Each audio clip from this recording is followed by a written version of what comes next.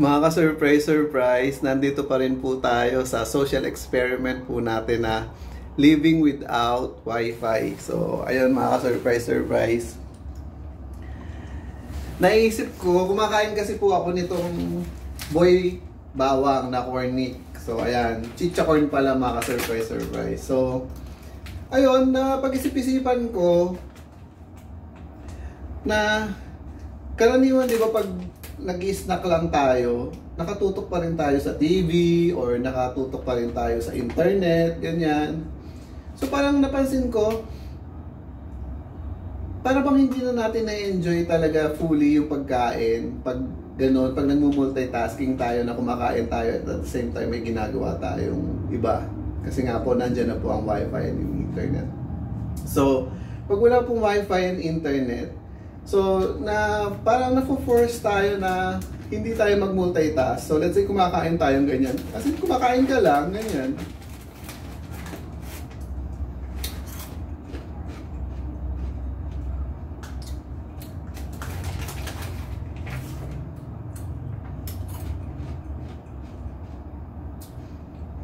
So, nag-iisip-isip pa rin po tayo, gano'n. Nag-iisip-isip po tayo kung saan po tayo nagkamali. Ba't ba ako natawa pagkakamali ang pinag-uusapan? But anyway, bago pa tayo mapunta sa pagkakamali, so ayun nga po, habang kumakain, hindi ko naman po sinasabing hindi tayo nag-multitasking, na nakafocus lang tayo sa pagkain. Kasi nag-iisip-isip pa rin po tayo habang kumakain na ganyan. Pero kung minsan kasi mga surprise, pag kumakain tayo, tapos nag-iisip tayo, tapos sabay nag-i-internet pa tayo, para bang masyado nang naabuso yung katawan natin na hindi na tayo nakakapag-focus sa mga bagay na, what do you call this, hindi na natin nakaka-capture or hindi na tayo nakafocus sa mga bagay na ginagawa natin. Katulad sa lasa ng pagkain. Napaka-importante po niya na nagbibigay po sa atin ng kaaliwan yan mga ka-surprise.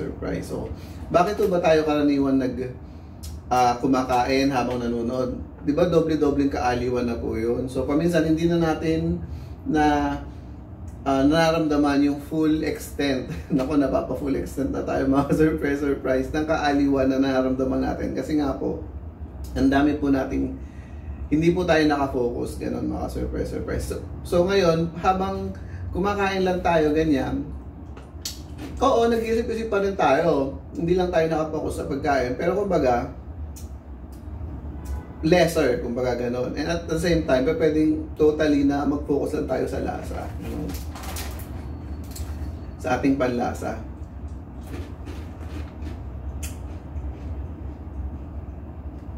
Napakagandang regalo po yan ng ating Panginoon. Binibigyan tayo ng kaaliwan sa panlasa. Hindi ko niya binigay ang pagkain para lang tayo mabusog. Kasi kung binigay niya po yung pagkain para lang tayo mabusog, sana isa na lang po yung lasa ng lahat ng pagkain. Pero iba-iba po ang lasa. Iba-iba po ang lasa niyan para maaliw tayo mga ka-surprise. Ganyan po ang kagaling na disenyador ng ating may likha. Yan naman. Ang ating amang ang Diyos na si Jehovah. So maraming salamat po Diyos na Jehovah. So yun mga ka-surprise. Yun lang ang chika natin tulad nito, iinom naman ako. So, dapat nakafocus tayo dito sa lasa nitong iniinom natin para, sabi nga nila, di ba, kung kino-consider natin to as biyaya, gusto nating tamasahin ito. So, paano ba natin matatamasa ito? So, lalasahan natin.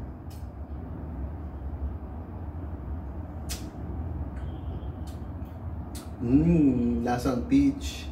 Peach tea po kasi ito mga surprise. Pero kung ang ginawa po natin is habang umiinom tayo, nag-i-internet tayo or nanonood tayo, parang hindi natin fully na-appreciate.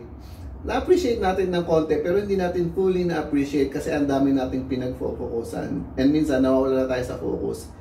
Hindi na po natin na-appreciate lahat. Parang gano'n, mga surprise na out of focus na po, gano'n. So, yun lang po yung pinaka parang naisip ko about sa hindi pagiging connected sa Wi-Fi and sa internet, mga surprise. Nung una natatakot po ako na naku, baka hindi na ako sanay na walang internet, ganyan, baka maboring na lang ako na walang gagawin, baka kung ano-ano na lang yung gawin ko, ganon. Baka mag-isip na lang ako ng mga gagawin na parang hindi ko naman ginagawa dati, ganon. Pero hindi, mga ka-surprise. Iba-iba po tayo ng sitwasyon, mga ka-surprise. Pero sa sitwasyon ko, mga ka-surprise, natuto po ako na yung wala lang ginagawa, ganon. Natuto po ako mag-rest, natuto po ako just stay, ganon. So, ayan po.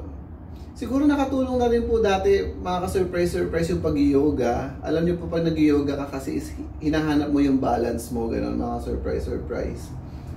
Pero bukod dun sa pag-yoga, para mahanap mo yung balance mo and focus mo, mga ka-surprise. Try nga muna tayo sandali. Isang breathing exercise lang. Now we inhale, exhale. So, isang beses lang, mga surprise. Hindi po ito yoga practice.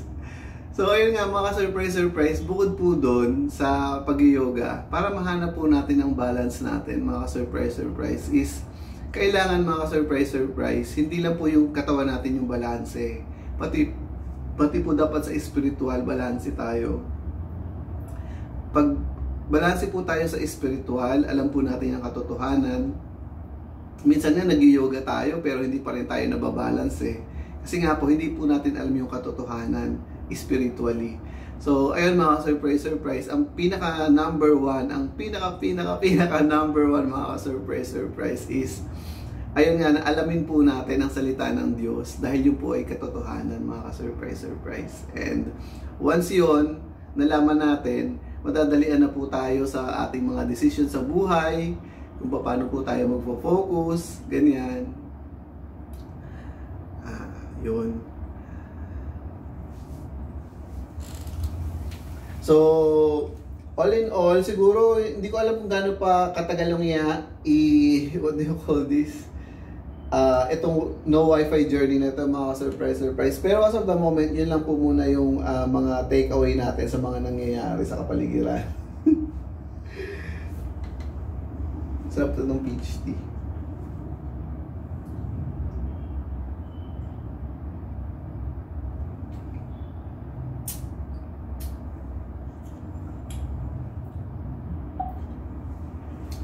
Hanggang doon na lang po, mga surprise. Di ko na po papahabain yung video.